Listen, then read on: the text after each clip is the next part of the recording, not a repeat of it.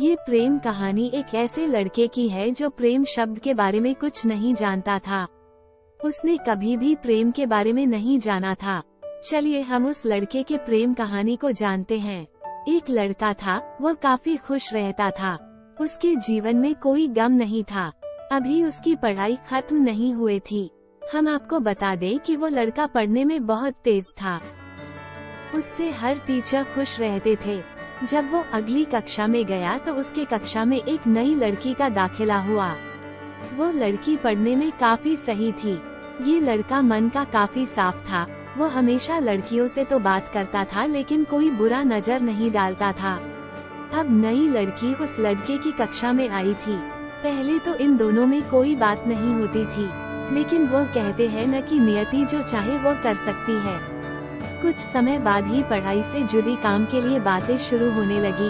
पहले तो काफी कम बातें होती थी, लेकिन उन दोनों को एक दूसरे से बात करने में काफी मजा आता था।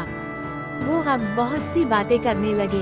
उन्हें अब धीरे धीरे प्रेम भी होने लगा, लेकिन उन्हें इसका पता नहीं चला। लड़की तो बहुत जल्द समझ गई कि उसे प्रेम हो गया है। वो लड़के के साथ रहने के लिए तैयार हो गई, लेकिन लड़के को कुछ भी नहीं पता था। वो बस इसको दोस्ती ही समझता था। समय निकलता गया। अब पढ़ाई खत्म होने को थी।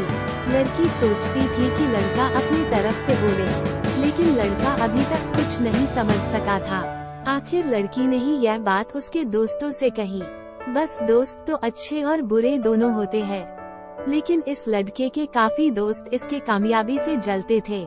इसके साथ ही अब परीक्षा का समय भी आ रहा था, तो उस लड़के के दोस्तों ने उसकी परीक्षा को खराब करना चाहा। उन्होंने यह बात पूरे स्कूल में फैला दिया। जब ये बात टीचर तक पहुंची तो वो इस पर विश्वास नहीं कर पा रहे थे। इसके बाद ये बात लड़के के पास भी पहुंचा। अब जब भी वो स्कूल आता था तो उसको काफी बेइज्जती का सामना करना पड़ता था। इसके कारण उस लड़की से बात करना भी छोड़ दिया और परेशान भी होने लगा। उसने जैसे तैसे परीक्षा को खत्म किया और उसके बाद वो अपने नई जिंदगी की शुरुआत की। भले ही उसके परीक्षा में कम अंक आए थे, लेकिन आज वो बहुत खुश है, क्योंकि पढ़ाई खत्म होने के बाद उसने बड़ी मेहनत की और एक बड़ा अफसर बना और अब उस लड़की से शादी कर ली। उस लड़के को भी उस लड़की से प्रेम था, लेकिन वो एक अच्छे समय के इंतजार में था।